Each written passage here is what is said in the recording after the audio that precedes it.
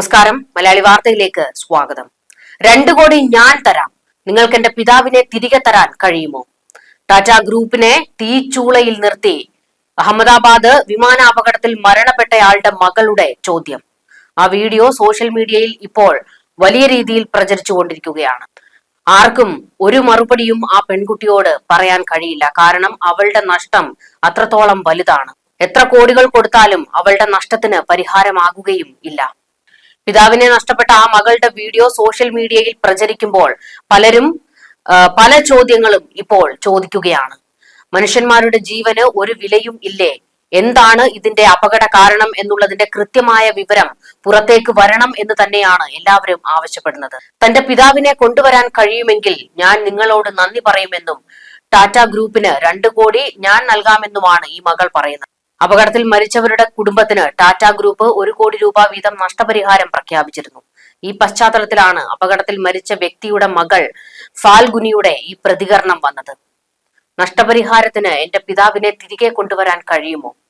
അമ്മ അസുഖബാധിതയാണ്, അവർക്ക് പിതാവിനെ ആവശ്യമുണ്ട്. എനിക്ക് അദ്ദേഹത്തിന്റെ സ്നേഹവും വാത്സല്യവും വേണം. എപ്പോഴും എയർ ഇന്ത്യയിൽ യാത്ര ചെയ്യാൻ ഇഷ്ടപ്പെട്ടിരുന്ന എന്റെ പിതാവിനെ അവർക്ക് തിരികെ നൽകാൻ കഴിയുമെങ്കിൽ ഞാൻ അവർക്ക് 2 കോടി നൽകാമെന്നും ഫാൽഗുനി വീഡിയോയിൽ കരഞ്ഞുകൊണ്ടാണ് പ്രതികരിച്ചിരിക്കുന്നത്. എങ്ങനെയാണ് അവളുടെ ഈ ചോദ്യങ്ങൾക്ക് നമുക്ക് മറുപടി പറയാൻ കഴിയുക? ആർക്കും അവളുടെ നഷ്ടം നികത്താൻ കഴിയില്ല. എത്ര കോടികൾ കൊണ്ടുപോയി അവളുടെ മുൻപിൽ വെച്ചാലും അതൊന്നും പരിഹാരവും ആകില്ല.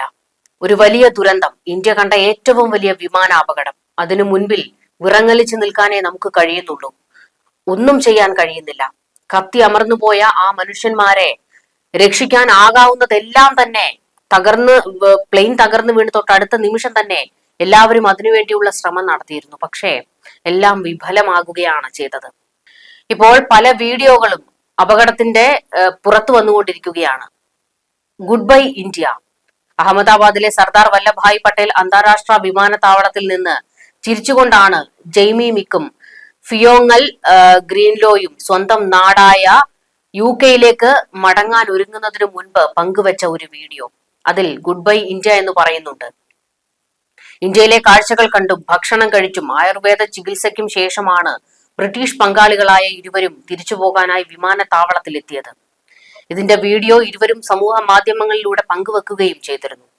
എന്നാൽ ആ യാത്ര ലക്ഷ്യസ്ഥാനത്തെത്തിയില്ല. ടേക്ക് ഓഫ് ചെയ്ത് നിമിഷങ്ങൾക്കകം വിമാനം കത്തി അമരുകയായിരുന്നു. ജെയ്മിയും ഗ്രീൻഡലോയും ഉൾപ്പെടെ 241 യാത്രക്കാർക്കാണ് ജീവൻ നഷ്ടപ്പെട്ടത്. ഞങ്ങൾ വിമാനത്താവളത്തിലാണ് ഉള്ളത്, ഗുഡ് ബൈ ഇന്ത്യ, ഫിയോങ്ങൽ ക്യാമറയിലൂടെ പറഞ്ഞു. ജെയ്മിക്ക് നേരെ ക്യാമറ തിരിച്ചു. ഗുഡ് ബൈ, ഇംഗ്ലണ്ടിലേക്ക് 10 മണിക്കൂറിന്റെ യാത്രയുണ്ടെന്ന് ജെയ്മിയും പറഞ്ഞു. വിമാനത്താവളത്തിൽ ചിരിച്ചുകൊണ്ട് കാത്തിരിക്കുന്ന ഇരുവരുടെയും വീഡിയോ സമൂഹ മാധ്യമങ്ങളിൽ ഇപ്പോൾ വ്യാപകമായി പ്രചരിക്കുന്നത്. സന്തോഷത്തോടെയായിരുന്നു ഇരുവരുടെയും മടക്കം. കാരണം ഇന്ത്യയിൽ നിന്ന് അവർക്ക് കിട്ടിയ സ്നേഹവും എന്താണോ തേടി വന്നത് അതൊക്കെ കിട്ടിയ ഒരു സംതൃപ്തിയോടെയായിരുന്നു അവർ മടങ്ങുന്നത്. ആ വീഡിയോ കണ്ടാൽ തന്നെ വ്യക്തമാകും. തിരികെ വരും എന്ന് പറഞ്ഞുകൊണ്ടായിരുന്നു വീഡിയോ അവസാനിപ്പിക്കുന്നതും. എന്നാൽ അതെല്ലാം തന്നെ വിഫലമാകുകയായിരുന്നു. അവരുടെയും സ്വപ്നങ്ങളും എല്ലാം പാതി വഴിയിൽ ഉപേക്ഷിക്കപ്പെട്ടു. തീഗോളം അവരെയും വിഴുങ്ങി.